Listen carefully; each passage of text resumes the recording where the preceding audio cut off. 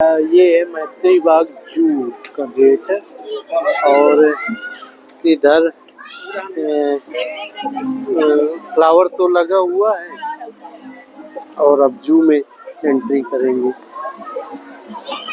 इधर बैठने का फ्लावर शो जहाँ लगा वहाँ बैठ के खाने पीने का सब है।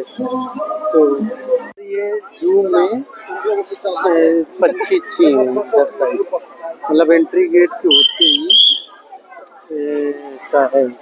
और इधर साइड यहाँ से जानवर का अंदर चलते हैं तो जानवर रहते। आज भीड़ बहुत ज़्यादा है यहाँ, क्योंकि आज साल में एक बार होता है फ्लावर का शो।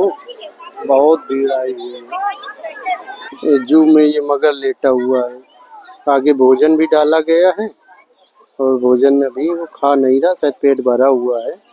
मगर क्या है कि क्रोकोडाइल कि ये कोल्ड ब्लडेड जानवर है, मतलब कि शरीर का इसका जो तापमान है वो मौसम पे डिपेंड करता है। जहाँ रहेगा ठंडा अगर तापमान है वातावरण का तो इसका शरीर ठंडा होगा, गर्म तापमान है तो गर्म रहेगा।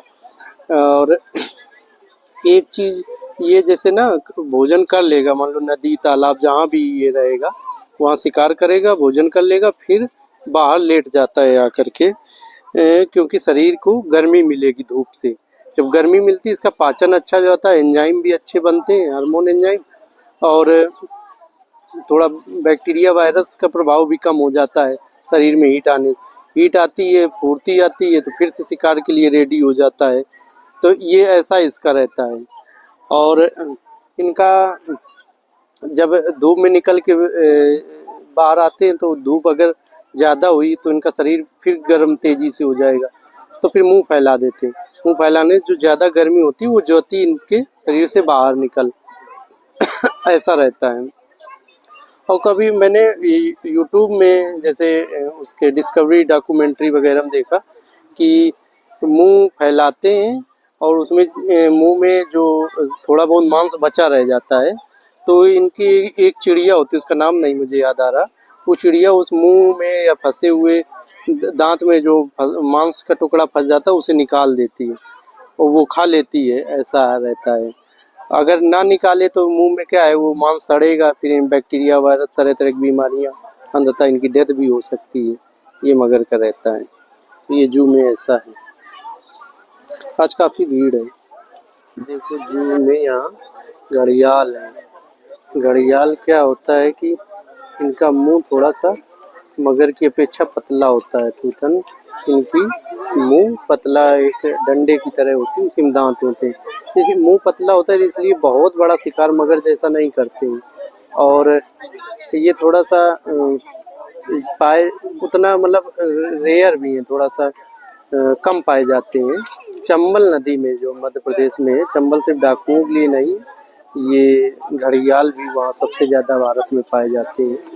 और ये भी कोल्ड ब्लडेड जानवर है, मतलब कि जैसा बाहर का तापमान रहेगा वैसा इनका बिल्कुल मगर जैसा है। और उनके ऊपर जो घड़े जैसी आकृति नर उस पे रहती है घड़ियाल पे, उसी के नाम से घड़ियाल पड़ा है, ऐसा इनका रहता है। और वो जो घड़े जैसी आकृति है ना, उससे ये आवाज़ें तरह तरह की निकालते हैं, तो वो मादा को भी आकर्षित करते हैं, ऐसा है। ये इधर सब पूरा जानवरों का है, उधर से उस गेट से आए, इधर पूरा जानवरों का है। इधर मैं दिखाया भी क्रोकोडाइल, मगर, घड़ियाल सब थे। और उधर आगे शेर है, वाइट टाइगर ज़्यादा है यहाँ पे। शेर तो हमें लग रहा है उसकी डेथ हो गई भी, महीने भर हुआ है। तो लायन था, टाइगर है, वाइट टाइगर ही है, मतलब वाइट टाइगर के लिए मैत्री बाग ज़्यादा प्रसिद्ध है, ऐसा है। उधर स्ट्रिप्ड हाइना है, मतलब धारीदार हाइना, ऐसा है।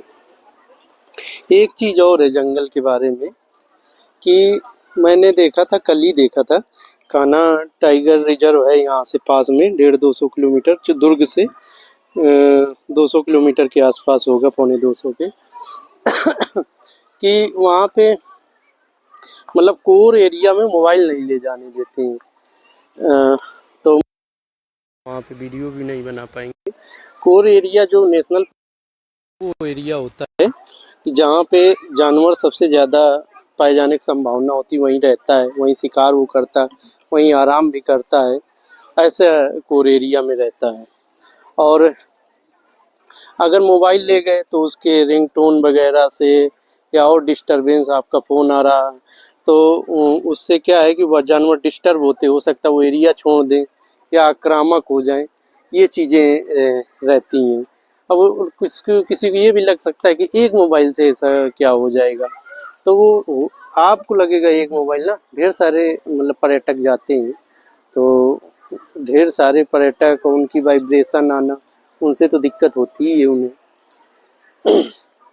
उसके अलावा मोबाइल का एक हानि ये है कि मधुमक्खियों को बहुत नुकसान पहुंचाते हैं, क्योंकि जो रेडिएशन होता है मोबाइल का, उस रेडिएशन से मधुमक्खी क्या है कि पृथ्वी के मैग्नेटिक फील्ड से चुंबकीय क्षेत्र जो बनता है पृथ्वी का, उससे अपना छत्ता पहचानती चलती हैं। यही चिड़िया भी उससे अपना घोंसला पहचानती हैं।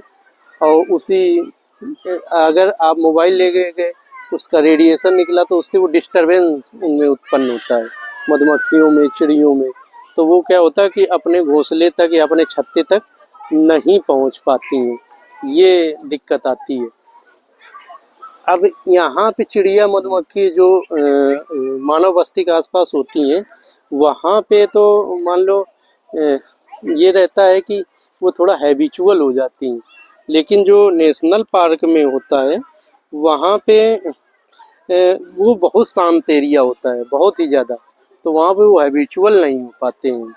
ये सबसे बड़ी समस्या है वो नेशनल पार्क में मोबाइल। बफर जोन में जो रहता है ना नेशनल पार्क का, वहाँ आप ले जा सकते हो, सब रहता है। हालांकि हर नेशनल पार्क के कोर एरिया मना नहीं, लेकिन बफर जोन में क्या कुछ मानवीय गतिविधियाँ अलाउ है, कुछ गांव होते हैं आदिवासियों के, खेती थोड़ा बहुत करते हैं, और ट्रांजिशन एरिया में थोड़ा और मतलब गतिविधियाँ, मानवीय गतिविधियाँ होती हैं, है ना। तो नेशनल पार्क के ये एरिया होते हैं, transition, buffer zone, core zone.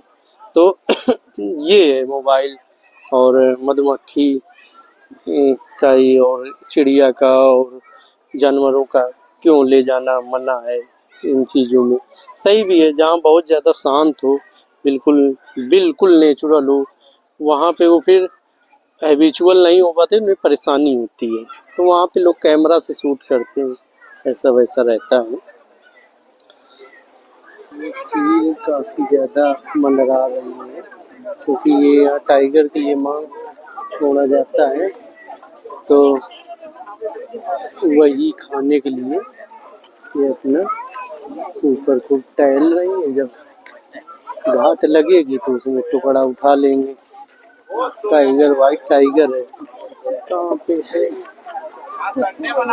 वो लेटा हुआ है, ये पेड़ के पास वो लेटा। इधर वाला टाइगर ऐसे सो रहा है, वाइट टाइगर ये भी है। ये लायन है, वो लेटा हुआ है, कहाँ देखे, वो लेटा है। पहले एक था ये, अभी महीने भर पहले डेथ हो गई थी, अभी ये नया लाया गया है। एशियाटिक लायन है, अपने गुजरात से शायद आया होगा।